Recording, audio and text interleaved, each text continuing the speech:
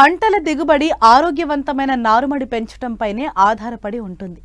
అధిక దిగుబడులు పొందడానికి నారుమడి దశలోనే రైతాంగం శ్రద్ధ వహించాలి. ఇప్పుడు 100% మంది రైతులు హైబ్రిడ్ విత్తనాలనే ఎక్కువగా వాడుతున్నారు. వీటి ధర కూడా ఎక్కువగానే ఉంటుంది. కాబట్టి ప్రతి విత్తనాన్ని మొక్కగా మలిచేటట్లు చేసుకోవాలి. కానీ చాలా వరకు సంప్రదాయ పద్ధతిలోనే నారును పెంచుతున్నారు. కొంతమంది ప్రో ట్రేలలో నార్ల పెంపకం చేపడుతున్నారు. ప్రస్తుతం ఖరీఫ్ కూరగాయల సాగు చేసే రైతులు నాణ్యమైన నారు అంది రావటానికి ఎలాంటి యాజమాన్య చర్యలు చేపట్టాలో సూచిస్తున్నారు జమ్మికుంట కృషి విజ్ఞాన కేంద్రం శాస్త్రవేత్త వేణుగోపాల్.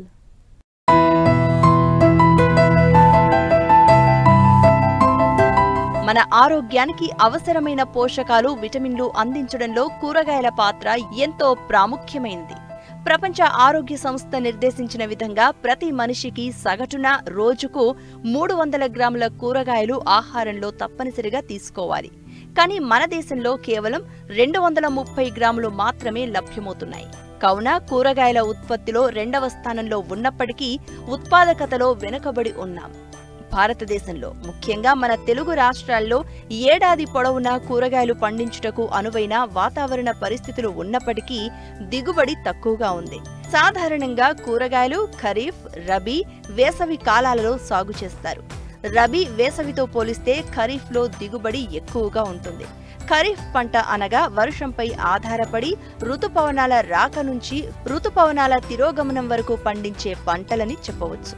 ఈ పంటలు సాధారణంగా జూలై నెలలో ప్రారంభమై తొలకరి వర్షాలలో నాటుతారు. ఈ కాలాన్ని నైరుతి ఋతుపవన కాలం అంటారు. ఖరీఫ్లో సాగు విస్తీర్ణం ఎక్కువగా ఉండి దిగుబడి పెరగడం వల్ల రైతుకు ఆదాయం పెరుగుతుంది.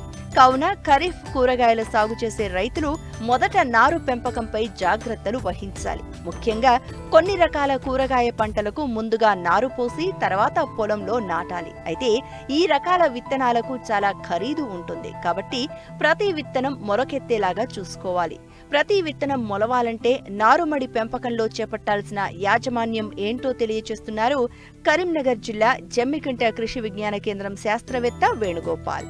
ప్రస్తుత వాతావరణ పరిస్థితుల్లో రైతులందరూ కూడా కూరగాయల నారు పెంపకం వైపు వెళ్తూ ఉంటారు. దీనిలో భాగంగా ప్రతి ఒక్క రైతు 2 రకాలుగా నారు పెంచుకోవడం జరుగుతూ ఉంటుంది. సాంప్రదాయ పద్ధతులనేమో మనకు ఎత్తైన మొళ్ళు చేసుకొని కూరగాయల నారు పెంచుకోవడం ఒకటి, అలాగే ప్రోటీన్ నారు పెంపకం చేసుకోవడం ఇంకొక పద్ధతి. అయితే ఎక్కువ మంది రైతులు తమకున్న స్థలంలో సాంప్రదాయ పద్ధతిలో ఎత్తుమల్ల పైన నారు పెంపకం చేసుకుంటూ ఉంటారు. దానిలో భాగంగా రైతులందరూ కూడా తీసుకోవాల్సిన జాగ్రత్తలు ముఖ్యంగా ఈ యొక్క మడి తయారు చేసుకునేటప్పుడు ఖచ్చితంగా ట్రైకోడర్మా విరిడిని అలాగే పశువుల ఎరువుని ఈ యొక్క రెండింటిని ఉపయోగించడం ద్వారా ఏంటంటే మనకు మొక్కకు కావాల్సిన పోషకాలు, అదేవిధంగా నారుకుళ్ళు తెగులు రాకుండా ఉండే విధంగా ఈ యొక్క మడి తయారు చేసుకోవడం ద్వారా మనకి ఏంటంటే రైతుకి ఈ యొక్క విత్తన దశలోనే అంటే నారు పోసుకున్న దశలోనే మనకు ఈ యొక్క ఖర్చు తగ్గించుకునే అవకాశం ఎక్కువగా ఉంటుంది. ముఖ్యంగా ఈ రైతులు ఎత్తుమలు తయారు చేసుకునేటప్పుడు ఎంత ఏరియాకి పెట్టుకుంటున్నాం, ఎంత స్థలంలో మనము నాటుకుంటున్న విషయాలను గమనించుకొని ఆ యొక్క విత్తనాన్ని కొనుక్కోవడం ముఖ్యము. ఎందుకంటే మనకు ఎకరానికి వచ్చేసి టమాటా కానీ మిర్చి కానివ్వండి మనకు ఒక 10 గ్రాముల ప్యాకెట్లు వచ్చేసి మనకు 8 నుంచి 10 ప్యాకెట్లు సరిపోతాయి. కానీ ఎక్కువ మంది రైతులు ఈ యొక్క విత్తన యొక్క మోతాదుని ఎక్కువ తీసుకోవడం వల్ల ఏంటంటే ఎక్కువ మొల తయారు చేసుకొని ఎక్కువ నారు పోసుకోవడం జరుగుతూ ఉంటుంది. దీని ద్వారా ఏంటంటే మనకు ఎక్కువగా ఖర్చు అనేది రైతుకి ఇక్కడ ఏర్పడుతూ ఉంటుంది. అదేవిధంగా ఎక్కువ నారుకులు తెగలొచ్చి కూడా ఎక్కువ విత్తనం వృధా అయ్యే అవకాశం ఎక్కువ మనం అబ్జర్వ్ చేస్తూ ఉంటాము. కాబట్టి రైతులందరూ కూడా సాంప్రదాయ పద్ధతి కాకుండా ప్రోటీన్ నారు పెంచుకోవడం ద్వారా విత్తన ఖర్చు పెట్టేందుకైనా సరే మనకు ప్రతి ఒక్క విత్తనం మొలకెత్తే విధంగా ఈ యొక్క ప్రోటీన్ అనేది చాలా ఉపయోగపడుతూ ఉంటుంది. కాబట్టి సాంప్రదాయ పద్ధతిలో చేసే రైతులందరూ కూడా ఈ యొక్క ట్రైకోడర్మా విరిడి కల్చర్ని మనకు వెర్మి కంపోస్ట్ వచ్చేసి మనకు ఒక క్వింటాల్కి ఒక 2 కిలోల ట్రైకోడర్మా కలుపుకొని ఒక వారం రోజుల పాటు ముందుగానే దీని యొక్క కల్చర్ని తయారు చేసుకోవడం ద్వారా కలుపుకొని రోజు వాటర్ నీటిని చల్లుతూ ఆ యొక్క శిలీంధ్రాన్ని డెవలప్ చేసుకొని ఆ యొక్క మల్లపైన చల్లుకోవడం ద్వారా ఒక 10 మళ్ళు తయారు చేసుకుని ఒక యొక్క క్వింటాల్ యొక్క వెర్మి కంపోస్ట్లో ట్రైకోడర్మా వీటిని కలుపుకొని తయారు చేసినటువంటి కల్చర్ని చల్లుకోవడం ద్వారా అంటే నారుకులు తెగులు రాకుండా మనము చూసుకునే విధంగా ప్లాన్ చేసుకోవాలి ముందస్తుగానే.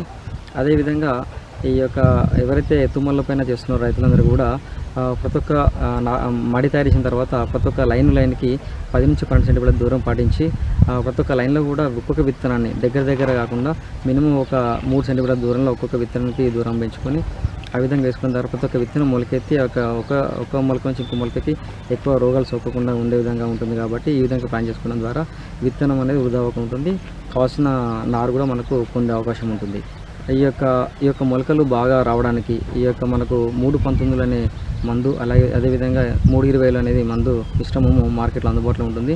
ఈ లీటర్ నీటికి 3 గ్రాముల నుంచి 5 గ్రాముల వరకు ఈ యొక్క నారుమడిలో ఒక 10 నుంచి 15 రోజుల నారు పెట్టిన తర్వాత పిచికారీ చేసుకోవడం ద్వారా నారు తొందరగా ఎదిగే అవకాశం ఉంటుంది. కాబట్టి రైతులు గమనించుకోవాలి.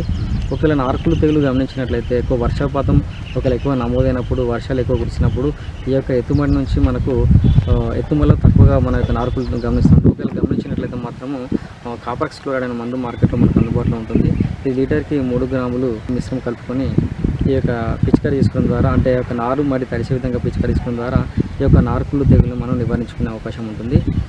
అదేవిధంగా ఒకవేళ అందుబాటులో వేపిండి ఉన్న వాళ్ళు వేసుకోవడం ద్వారా ఏంటంటే కొంచెం ఏమైనా ఎండు తెగులు ఫ్యూచర్లో అంటే మనకు భవిష్యత్తులో రాకుండా ఉండే విధంగా కూడా మనం ఇప్పటి నుంచి మొక్కను బలంగా పెంచుకోవడానికి అవకాశం ఎక్కువగా ఉంటుంది. అదేవిధంగా మనకు సాంప్రదాయ పద్ధతి కాకుండా ప్రోటీన్లను నారు పెంచుకోవాలనుకున్న రైతులందరూ కూడా మనకు మార్కెట్లో వచ్చేసి షేడ్ నెట్ల కింద మనము నారు పెంచే విధానాన్ని మనం గమనిస్తూ ఉంటాము.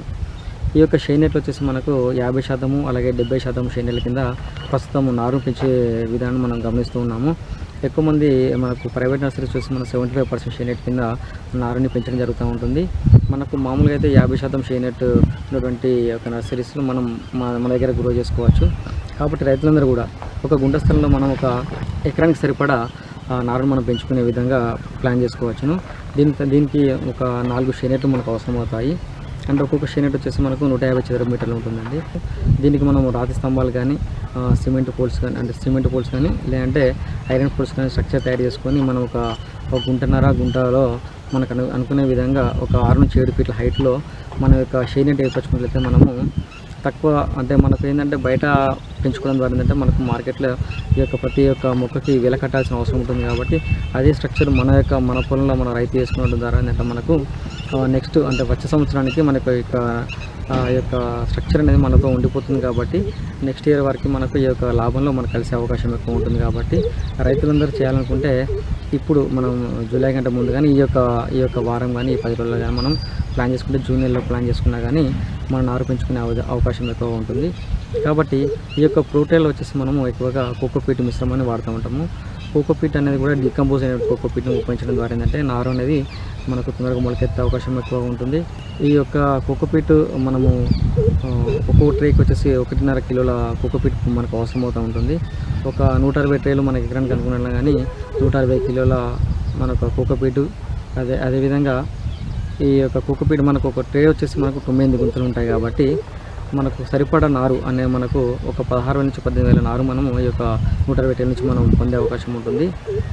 ఇది ఒక మిర్చి రైతులు అంటే 18,000 నారు పెంచుకోవాల్సిన అవసరం ఉంటుంది. అదే మన టమాటా సంబంధించిన అయితే 13,000 మొక్కలు పెంచుకునే విధంగా అంటే 130 ట్రేల వరకు కూడా మనం తీసుకునే అవకాశం ఉంటుంది. కాబట్టి అంటే మనం వేసుకునే పంటను బట్టి ఈ యొక్క ట్రేల సంఖ్య నిర్ణయించుకోవడం జరుగుతూ ఉంటుంది.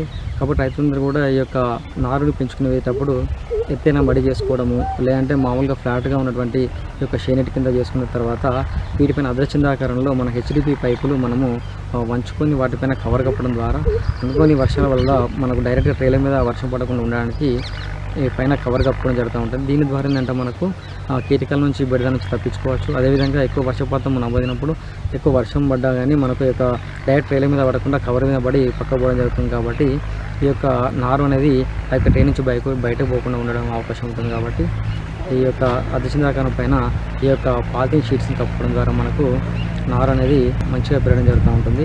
ఈ యొక్క నారుని మనము మంచిగా ఇంకా పెరగడానికి మనము ఈ యొక్క 3 పంతుల మిశ్రమం కానీ 3 మిశ్రమాన్ని కానీ మనము ఉపయోగించడం ద్వారా కొంచెం నారుని ఎక్కువ తొందరగా పెంచుకునే విధానం చేసుకోవచ్చును. దీనికి గాను లీటర్ నీటికి 3 గ్రాములు కలుపుకొని పిచికారీ చేసుకోవచ్చును. బయట సాంప్రదాయ పద్ధతిలో చేసినప్పుడు ఏంటంటే ఆ నారుకి నాకు తేడా ఏంటంటే మనకు ఈ షేనెట్ కింద చేసినప్పుడు తొందరగా గ్రోత్ ఎక్కువ లైట్ కోసము ఎక్కువ గ్రోత్ మనం గమనించవచ్చు. ఈ యొక్క షేనెట్ల ద్వారా మనకి ఏంటంటే మనకు షేనెట్ కింద ట్రేల ద్వారా పెంచుకోవడం ద్వారా మనం బయట పెంచే సాంప్రదాయ పద్ధతిలో పెంచే నారు కంటే ఈ యొక్క నారు తొందరగా మొలకెత్తే అవకాశం ఉంటుంది. సంప్రదాయ పద్ధతిలో కంటే ప్రో ట్రేలలో నారును పెంచడం వలన ప్రతి విత్తనం నారు మొక్కగా అందివస్తుంది. షేడ్ నెట్లలో వాతావరణం నియంత్రణలో ఉంటుంది కనుక చీడపీడలు సోకే అవకాశం చాలా తక్కువగా ఉంటుంది. నారు మొక్కల్లో వేరు వ్యవస్థ సమానంగా పెరగడం వల్ల ప్రధాన పొలంలో నాటేటప్పుడు ఎలాంటి ఒత్తిడికి గురికావు. నాటిన వెంటనే పెరుగుదలకు అవకాశం ఉంటుంది కనుక దిగుబడులు ఆశాజనకంగా ఉంటాయి.